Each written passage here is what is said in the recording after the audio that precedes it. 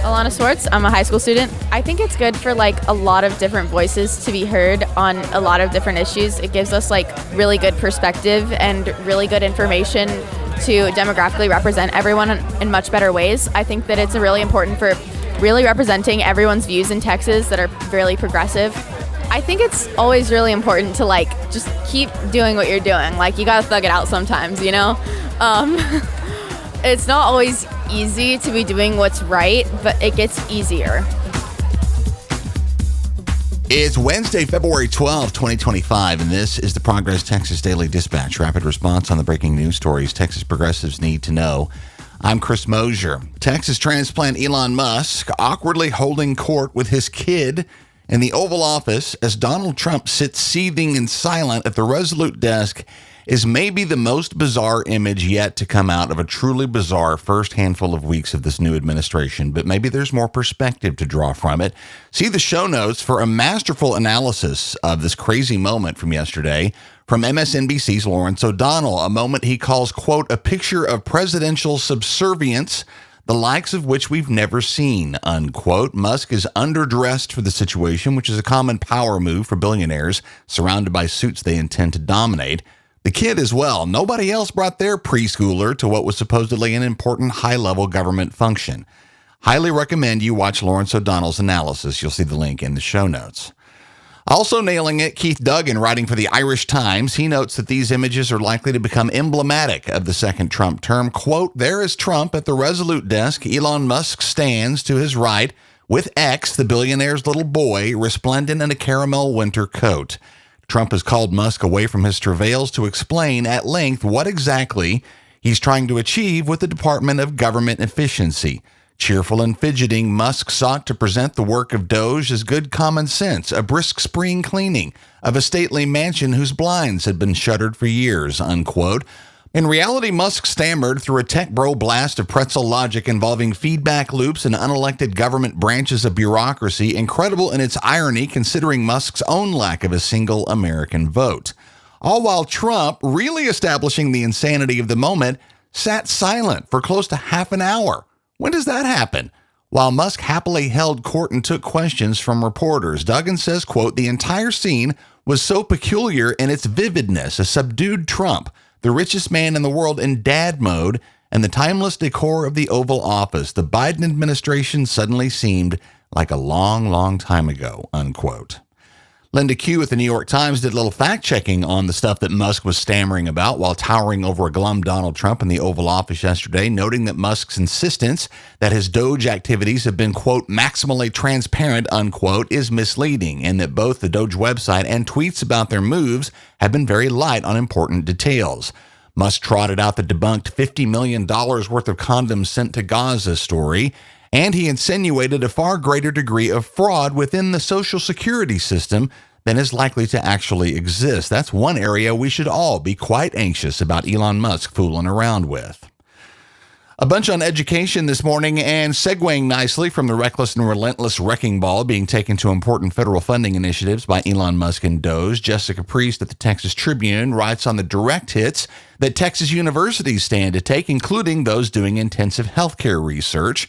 Trump's new National Institutes of Health, or NIH, funding formula sets the maximum 15% rate at which federal grants can be spent on overhead for research, while prior arrangements with several Texas universities, hospitals, and companies had set that rate at or above 50%. This has led to a legal push by the Association of American Medical Colleges, or AAMC, who were granted this week a temporary restraining order on this funding change. In a statement, they say, quote, the AAMC is pleased that the court agreed with our assertion that the notice would have resulted in irreparable harm to the research mission, leaving institutions no choice but to scale back research activities. This could mean fewer clinical trials, less fundamental discovery research, and slower progress in delivering life-saving advances to the patients and families that do not have time for any delay, unquote. Meanwhile, a separate lawsuit was filed on many of the same concerns by a group of 22 state attorneys general, notably not including Texas Attorney General Ken Paxton. This is the kind of pushback that might have been valuable several months back when the assault on diversity, equity, and inclusion at Texas colleges really got going. Marisol Cortez writes for Truth Out and recalls that as SB 17 came online back at the beginning of last year, quote, universities across Texas became case studies in the strategic failures of rolling over.